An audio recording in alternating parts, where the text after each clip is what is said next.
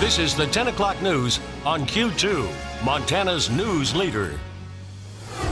Good evening and thanks for joining us tonight. I'm Russ Riesinger. The coronavirus not only causing worries about health, but also about finances as we take a live look downtown on this Wednesday night.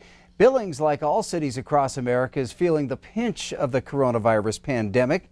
Now city officials are trying to wrap their heads around the impact of the city's finances. Q2's Jay Cohn is here now to fill us in. Jay?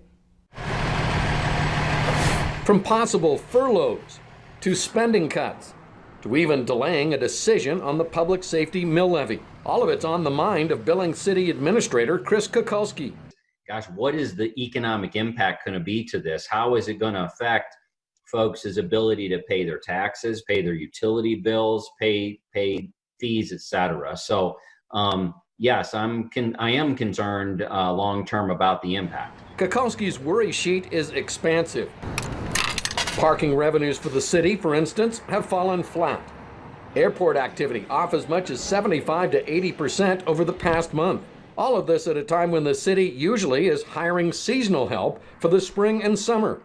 Now Kukulski says furloughs are a possibility as the city anticipates a significant drop in revenue. We have had 11 volunteers so far. They've been in those areas most immediately impacted. So we have had a few furloughs. And if this goes on as it is expected to continue, I think those very, very difficult conversations will have to continue. As for the fate of a possible public safety mill levy, June 8th is the last possible date to decide whether to put that levy on the November ballot. But Kukulski says due to changing economic realities, the timing of that decision has changed. We were pushing just 6 weeks ago that we really needed to make that decision earlier than June 8th. The earlier the better, so that we could get out, educate people, and get them informed. Now I completely had to do a 180 and say we shouldn't make any final decision until late May or that very first week of June, because this is moving so quickly. And you can add one sliver of good news. The city police department's now in line to get some $230,000. It's part of the state's allocation from the CARES Act, passed by Congress just a little over 1 week ago. In Billings, I'm Jay Cohn reporting for MTN News. All right, thank you, Jay. And Kukulski points out the city does have healthy reserves to help out in a crisis like this, enough to weather the storm for months, but he adds every day that this crisis goes on, it gets harder and harder to deal with. Well, also today, the Yellowstone County Health Officer John Felton extended the temporary closures of many establishments until April 24th, as directed yesterday by Governor Steve Bullock. Felton also added clarity and consistency to the governor's order by including all personal care and body art establishments, such as tanning salons, barber shops, beauty parlors, and tattoo art studios. One-on-one massage therapy is allowed, but it must be with a current massage therapist licensed in Montana, and you must have a written order from a physician. The closing also now includes arts and craft stores and hobby stores such as Hobby Lobby. Well, earlier this week, a model from the University of Washington that the White House uses to project what could be ahead in the coronavirus crisis scaled down the expected hospital use and deaths here in Montana. Well, today those numbers have been adjusted again, but upward. The model projects Montana will have 81 people die from the virus, up from 22. And the peak hospital use and number of people ill is projected to happen a week later now, on April 21st. Again, this is a model being used to project numbers across the country for individual states. The projection for Wyoming deaths decreased from 119 to 67. Well, 2 postal workers are among those who've tested positive here in Billings. U.S. Postal spokesman James Boxrud says the Postal Service believes the exposure risk is minimal because the agency has followed social distancing guidelines to keep employees 6 feet away from each other and the public. Due to health privacy laws, Boxrud was unable to tell us where the 2 employees worked and when they tested positive. Experts have said the risk of contracting COVID-19 from mail is low because mail is exposed to many different temperatures and environments. And now to Montana's latest coronavirus numbers. As of 10 a.m. this morning, the state reports 332 positive COVID-19 cases. Now remember, these new numbers are 1 day behind due to a new state reporting procedure. So as of yesterday, there were 13 new confirmed cases and the death toll remained at 6. Tonight in Wyoming, there are now 230 confirmed cases. More than 2,500 people have been tested. Wyoming remains the only state in the entire country without a single reported death. Laramie County has the highest number of cases at 53. Well, nearly 2,000 Americans died of coronavirus yesterday, the most in a single day by far. The U.S. now has more than 400,000 confirmed coronavirus cases with more than 14,000 deaths. Some good news, though. White House coronavirus task force officials are seeing some signs that social distancing is beginning to slow the spread. CBS News correspondent Michael George has more from New York. President Trump says restrictions aimed at slowing the spread of the coronavirus could begin to ease sooner rather than later. But it would be nice to be able to open with a big bang and open up our country, or certainly most of our country. The CDC issued new recommendations to get some Americans back to work under certain conditions, including temperature checks and keeping workers at a safe distance. Earlier, New York Governor Andrew Cuomo shared what he called some good news, but with a warning. We are flattening the curve by what we are doing.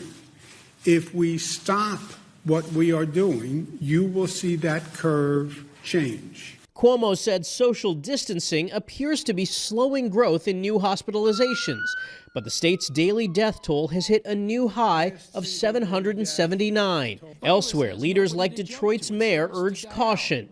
But as soon as we start to cluster again, the virus has a whole lot of people to go to, and it spikes back up. Detroit is also a hotspot as the virus spreads. President Trump said his administration has ordered some 500 million masks to protect healthcare workers. This Indiana unit of Sterno Products is one of the American companies also pitching in. It's not an N95 mask, but it is something that patients or clinicians can wear while they're helping people, not in a surgical environment. The company hopes to make 100,000 masks. Michael George, CBS News, New York. Also on the national scene, Senator Bernie Sanders ended his presidential campaign this morning. Sanders' exit caps a stunning reversal of fortune following a strong performance in the first 3 states that voted back in February. Former Vice President Joe Biden surged to a commanding lead since then.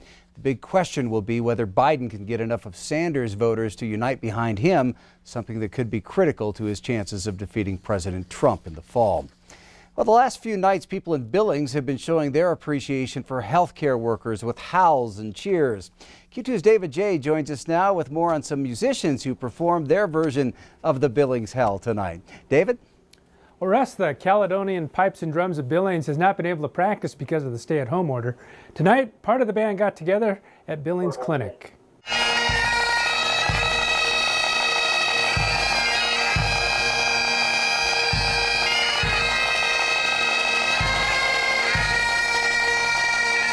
The Bagpipe Band paid tribute to hospital workers. The Billings Hell started earlier this week. It happens at 8 o'clock each night with howling and cheering for healthcare workers and those on the front lines. The Caledonian players added their own special musical touch. With everything going on in Billings and the new movement of at 8 o'clock everybody howling, why not us come over and pay tribute for the doctors and the nurses and the entire staff here and do our own type of howling? And so that's what we are here at the Billings Clinic to pay our respects for the entire medical staff throughout the entire state of Montana, and to pay it forward and say, thank you. Thank you for everything you're doing for this community. We cannot thank you enough for everything you've been doing. Really a nice treat to pay tribute to our healthcare heroes. Every night at 8 o'clock, as you know, it's been the Howl Challenge, and it's been a nice event for all of our doctors, nurses, the techs working late into the evening. It's a nice thing for our workers who have been really putting service above self, and to just spend a few moments thinking about the great work they're doing. They're just absolutely heroes for this time of crisis. And Dr. Elner says the patients at the hospital also had a chance to enjoy the music, with some of them listening and looking out from their rooms. Russ? All right, thank you, David. Well, Ed, it was a nice night to get out there and howl, but the Easter weekend not looking so good. But after that, maybe back to spring? Not quite that fast. It was probably a good thing they were out with the kilts tonight, not next week. Let's go ahead and take a look. Drier weather will start to really start to move in. We're still looking at that good potential for snow as we start looking into the Easter weekend. But once we start getting into next week, no big influences on Montana or most of northern Wyoming. Slight chance of wetter than average weather through portions of northern Wyoming. But check out the potential for cold temperatures. Now, this isn't an indication of how much colder it'll be, but there's a good chance of, we're looking at 80 to 90% chance of colder than average temperatures right through the interior of the U.S., and that includes all of eastern Montana and northern Wyoming. We'll show you the buildup to that colder wave of air that's moving in just a few minutes. All right, thank you, Ed. A morning shooting has left one man dead, and Carbon County authorities still looking for answers. That shooting happened outside Red Lodge a little after 10 this morning. Sheriff's deputies responded to Lake Fork Road off of Highway 212 near the trailhead. That's about 6 miles south of Red Lodge. Sheriff Josh McQuillan says a man in his mid-40s was pronounced dead at the scene. McQuillan says 3 other people, including the person who fired the weapon, are cooperating in the investigation. No one was in custody at last report. Detectives are still trying to figure out what led to that shooting. And the search also continues tonight by air for a missing 15-year-old boy in Paradise Valley. A missing endangered person advisory was issued this morning for 15-year-old Rez Wyndham. Wyndham was last seen in the Immigrant area last night around 7. The teenager is described as a white male, 5 feet 6 inches tall, weighs about 120 pounds, with black hair, hazel eyes, and freckles on his nose. He was last seen wearing a black hoodie with orange and blue flames, blue jeans, and possibly a black beanie cap. If you've got any information, you're asked to please call the Park County Sheriff's Office. Authorities tell us that Wyndham did not have a cell phone with him. Well, an update tonight on the Yellowstone County Jail and a recent order from the Montana Supreme Court to release nonviolent inmates. Well, Sheriff Mike Lindner tells us just because inmates are being released doesn't mean new offenders aren't being arrested. Tonight, the jail is sitting at a capacity of roughly 380. Linder says jail staff have let about 50 people out in the last couple of weeks, but those who commit domestic abuse, violate a restraining order, or another serious charge like assault with a weapon or robbery are a threat to public safety. I have no authority to just arbitrarily let people out of jail. That has to come from a judge's order. So if